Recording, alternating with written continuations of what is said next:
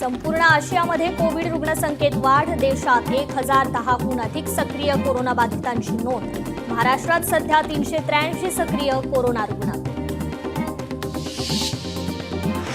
11वीच्या online प्रवेश प्रक्रियेत 97,000 विद्यार्थ्यांची नोंद। पुणे विभागातून सर्वाधिक अर्ज भरण्यासाठी 3 जून पर्यंतची मुदत, शिक्षण उपसंचालकांची माहिती।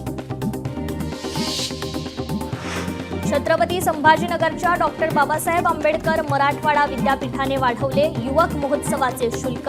13 वर्षांनी शुल्कात वाढ, 50 रुपयाचा शुल्क आता 100 रुपये असणार।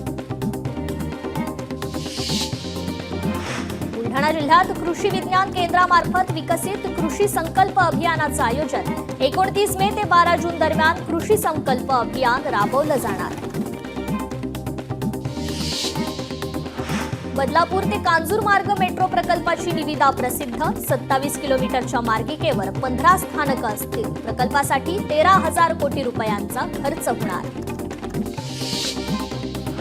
परभणीत पाथरी आगारात 14 नवीन एसटी बस दाखल। आमदार राजेश विटेकरांच्या हस्ते लोकार्पण। कोकणातून बिहारला जाणाऱ्या एक्सप्रेसच्या फेऱ्यांमध्ये वाढ। उत्तर भारताकडून जाणाऱ्या प्रवाशांना मोठा दिलासा। पुण्यातील पालखी मार्गावर स्वागत कक्ष, स्पीकर उभारू नका, पालखी सोहळा प्रमुखांची मागणी। कोल्हापूरमध्ये जोगेश्वरी यात्रेत भाविकांनी अनुभवला मुकुटखेळ। खेळ पाहण्यासाठी भाविकांची मोठ्या प्रमाणात गर्दी।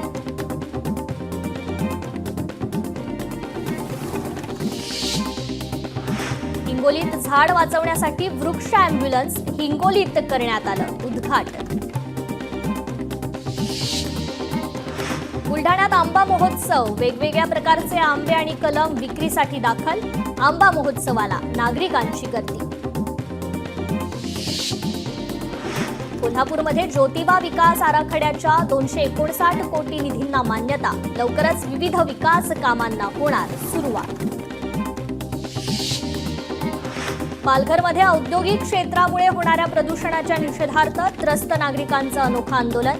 प्रदूषण नियंत्रण मंडळाचे उपप्रादेशिक अधिकाऱ्यांनी लावले बॅनर। प्रदूषण केल्याबद्दल आभार असा बॅनरवर आक्षेप। हिंगोलीतील बुद्रुकमधील 2 कुटुंबातील शेतकऱ्यांचं जिल्हाधिकारी कार्यालयासमोर उपोषण। शेतातील रस्ता मोकळा करून देण्याची शेतकऱ्यांची मागणी।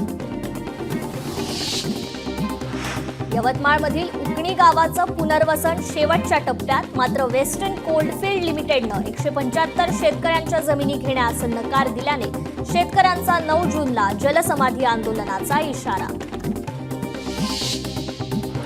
धाराशिवमध्ये भर पावसात पाण्यासाठी जलसमाधी आंदोलन। भूम आणि वाशी शहरासाठी प्रस्तावित नवीन पाणी पुरवठा योजनेविरोधात गावकरी आक्रमक। नाशिकमध्ये चौगाव येथील शिवाई स्टोन क्रेशर आणि खानपट्टा बंद करण्यासाठी शेतकऱ्यांचं तहसील कार्यालयासमोर आमरण उपोषण। स्थानिकांची परवानगी न घेता मशिनरी सुरू केल्याचा आरोप। अकोला शहरातील 9 पोलीस अधिकाऱ्यांची बदली। राज्याचे अतिरिक्त पोलीस महासंचालक डॉक्टर सुखविंदर सिंग यांच्या सहीने आदेशावर शिक्कामोर्तब। मुख्यमंत्री देवेंद्र फडणवीस आज हिंगोली दौऱ्यावर। विविध विकास कामांचा भूमिपूजन मुख्यमंत्र्यांच्या हस्ते होणार। छत्रपती संभाजीनगरमधील एन्काउंटर प्रकरणाची चौकशी सीआयडी करणार। कोट्यवधी रुपयांच्या दरोड्यातील संशयितानं केलेल्या हल्ल्यापासून बचावासाठी एन्काउंटर केल्याचा पोलिसांचा दावा। 3 ते 5 जून पर्यंत मनसेच्या मॅरेथॉन बैठका। मनसे अध्यक्ष राज ठाकरेंच्या उपस्थितीत बैठका। पालिका निवडणुकीच्या पार्श्वभूमीवर बैठक महत्त्वाची। अकोला जिल्ह्यातील स्थानिक स्वराज्य संस्था निवडणूक संदर्भात पदाधिकाऱ्यांची बैठक संपन्न। निवडणुकीत यश मिळवण्याकरता दिवस रात्र एक करू, पदाधिकाऱ्यांचा निर्धार। सांगली जिल्ह्यातील ओबीसी नेते संग्राम मानेंचा भाजपमध्ये प्रवेश। गोपीचंद पडळकरांच्या उपस्थितीत पक्षप्रवेश सोहळा पार।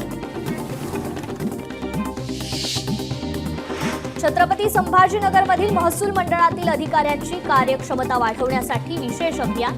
मंडळ अधिकाऱ्यांची कार्यालये स्वतंत्रपणे 2 जून पासून कार्यान्वित करण्याचे निर्देश.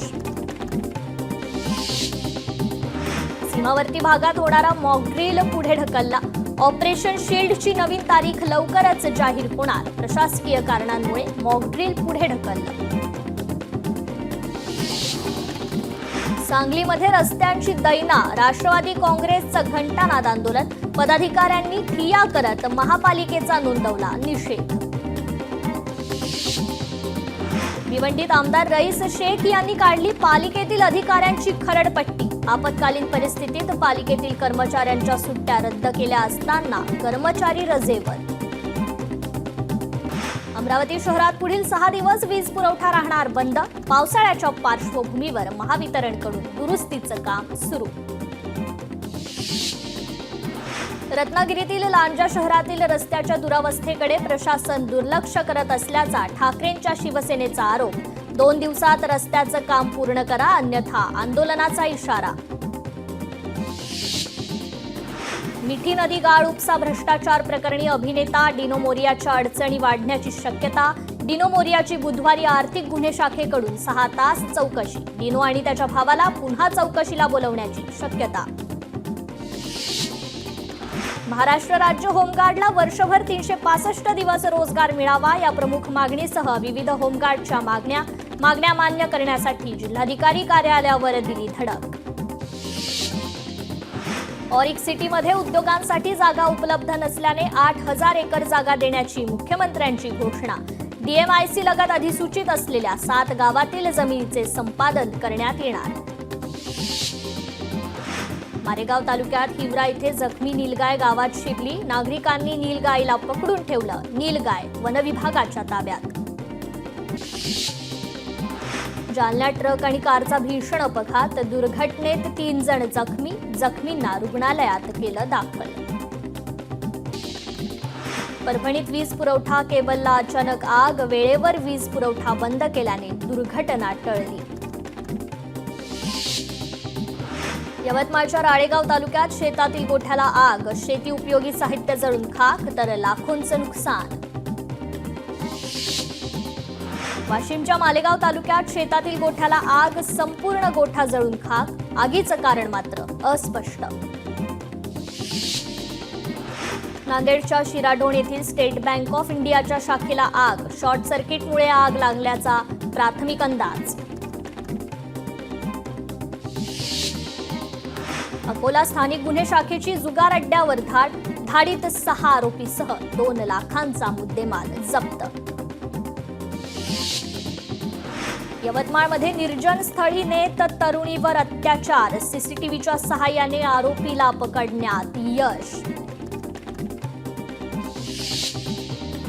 परभणी शहरात हार्डवेअरचं दुकान फोडलं. दुकानातून अनेक वस्तू चोरीला तर लाखो रुपयांचा मुद्देमाल जप्त. कोल्हापूरमध्ये भर दिवसा घरफोडीतील 2 आरोपी फरार. चोरट्यांविरोधात पोलीस स्टेशनमध्ये गुन्हा दाखल. चोरट्यांचा शोध सुरू. कुडाळ बाजारपेठेत दुकानातील लॉकरमधून चोरी. दुकानदाराकडून पोलिसात तक्रार दाखल नाही, मात्र चोरट्याचा चोरी करतानाचा सीसीटीव्ही व्हिडिओ व्हायरल. अकोल्यात पिंजर गावात चोरीच्या घटनांमध्ये वाढ. एका घरातून सुमारे 3,85,000 किमतीचा मुद्देमाल चोरट्यांकडून लंपास. गेल्या 1.5 वर्षात पोलिसांना एकाही चोरीचा तपास करण्यात अपयश. सोन्याची चेन पळवणाऱ्या चोरट्यांच्या पोलिसांनी मुसक्या आवळल्या. हिल लाईन पोलीस स्टेशनच्या हद्दीतील घटना. जालन्यात व्यापाऱ्याला लुटणारे 2 संशयित आरोपी पोलिसांच्या ताब्यात. आरोपींकडून 88,000 रुपयांचा मुद्देमाल जप्त. पैठणमध्ये सामाजिक कार्यकर्त्यावर प्राणघातक हल्ला. 7 ते 8 जणांच्या टोळक्याने केला हल्ला. हल्लेखोरांना तत्काळ अटक करा, नागरिकांची मागणी. अमरावती पोलिसांची ट्रान्सपोर्ट कंपनीवर धाड. 14 प्लास्टिक पोत्यातून 2 लाखांचा गुटखा जप्त. आरोपीला पोलिसांनी केलं अटक. जालन्यातील बदनापूरमध्ये अवैधरित्या गांजा जप्त. एकूण 1,51,780 रुपये किमतीचा मुद्देमाल जप्त. गांजा वाहतूक करणारा पोलिसांच्या ताब्यात. वाशिममधील हत्या आणि दरोडा प्रकरणी पोलिसांच्या ताब्यातून पळालेल्या आरोपीला अखेर अटक. अहमदाबाद इथून अंडर ट्रायल आरोपी दिनेश निरापुरेला अटक.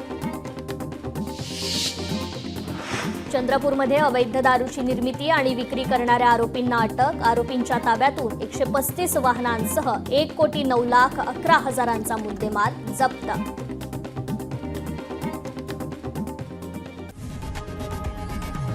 लोकशाही मराठी ऐका, पहा, जागरूक रहा.